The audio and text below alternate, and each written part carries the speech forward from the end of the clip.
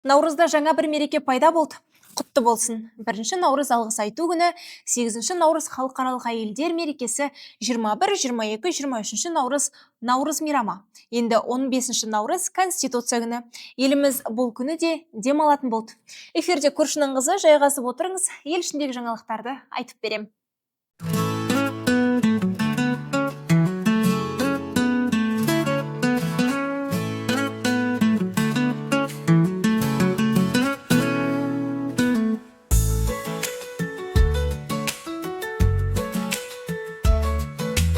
Біздің көрші Жәмилә тәтенің танысы полицияда істейді ғой.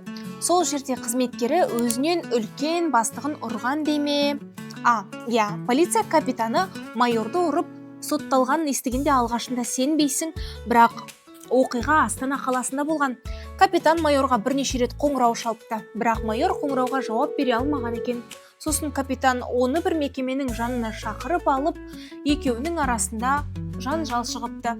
Екі ересек адамның арасындағы дау ушығып, капитан ашуға мініп, майорды бірнеше рет жұдырықпен бетінен және басынан ұрыпты. Салдарынан майор ауруханаға түсіп, маңдайынан жарақат алған, ал мұрнының сүйектері сынған. Сот бұл істі қарап, капитанды қасақана жеңіл дене жарақатын келтіргені үшін кінәлі деп таныды. Оған 1 жылға бостандығынан шектеу жазасын беріп, 100 сағат қоғамдық жұмысқа тартқан. Сонымен қатар капитан шенінен айырылып, жәбірленушіге 3 миллион теңге өтемақы төлеуі тиіс. Қазақстандық рэпердің музыкасы шекара асып Голливудқа жетті. Танымал актриса Джессика Честейн қазақстандық рэпер Хатико Алидің әніне видео жариялап, әлеуметтік желіні бір шулатты. Актриса бейнесінің сипаттамасына «Глэм командама рахмет, керемет жұмыс істейді» деп жазған. Белгілі болғандай, Хатико Али деген есіммен танымал қазақстандық рэпер Алихат Танатаров. Оның трегі Голливуд жұлдызының видеосында қолданылып, әлеуметтік желіні бір таң қалдырды. Оның ішінде сізбен біз пікір жазып, көршілердің чатында да қатты танымал болды. Тіпті біздің көршілердің өзі менің инстаграмым алғашында істемей қалды ма деп уайымдасам, бәрі дұрыс істеп тұр екен деп әзіл аралас пікір жазуда. Мәссаған, Джессика Честейн біздің трекке видео түсіріпті. Музыканың таңдауы да керемет екен, қолдаймыз. Қазақстандықтар, қайдасыңдар? Хатико Али трегін Голливудқа дейін жетіпті деп Қазақстан туымен пікір жазғандар да көп. Ойпырмай, Джессика да біздің жақтан болып шықты ғой. Демек, дұрыс трек қойған екен. Қазақтың әні ғой, керемет. Қазақтар бар ма мұнда деген түрлі пікірлер жазылып жатыр. Біздің көрші Әли апа бар ғой, соның танысы, Талғардың бұрынғы әкімі Арыстанбек Әбілқайырұлы қазір таксист болып жүр екен. Экс-әкім бір сұхбатында такси жүргізушісі болып, нәпақасын тауып жүргенін айтты. Қазір 3-ші күн болды, күн-түн демей такси болып жүрмін. Өзімнің көлігім жоқ, көлікті жалға аламын, үйде отырсам ұят еді. Бала шағамды асырауым керек. Бұрынғы әкім, қазір таксистпін. Күн кешке дейін жұмыс істедім, жоспар бойынша күніне 18.500 теңге табу керек дейді ол. Әлеуметтік желіде бұрынғы әкім өз белсенділігімен халықтың көз айымына айналып, мәселелерді шешіп жүргені еске түсіреді.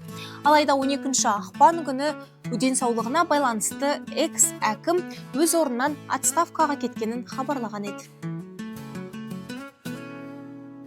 Біздің көрші апа өзін тонамақ болған ұрының сазайын беріп тастапты. Мықты ғой. Павлодарда ер адам егде жастағы қарияның әмиянын тартып алмақ болған. Дегенмен көрші апамыз сөмкесі мен азық-түлігін қысып ұстап ұрыға ештеңе де бермей қойған. Керісінше оған қарсылықта көрсеткен. Ер адамның күшіне қарамастан апамыз нағыз мықты болып тұр ғой. Ақыры ер адам оқиға орнынан қашып кеткен. Полиция бейне камералар арқылы күдіктіні тез анықтап, оны қолға түсіргенін хабарлады. Қазір ол уақытша ұстау изоляторына орналастырылған.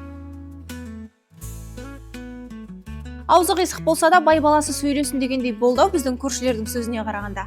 Кеше әнші Рахат Тұрлыханов Алматы полициясына жеткізілді. Оның үстінен отбасылық жанжалға байланысты іс қозғалуы мүмкін.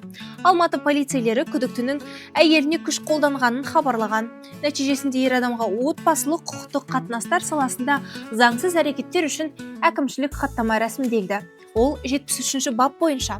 Бұл Рахат Тұрлыхановтың алғашқы әрекеті емес, ол осыған дейін де отбасылық жанжал деп бірнеше рет полицияға жеткізіліп те жүрген. Айта кетейік, Тұрлыханов әйгілі депутаттың ұлы.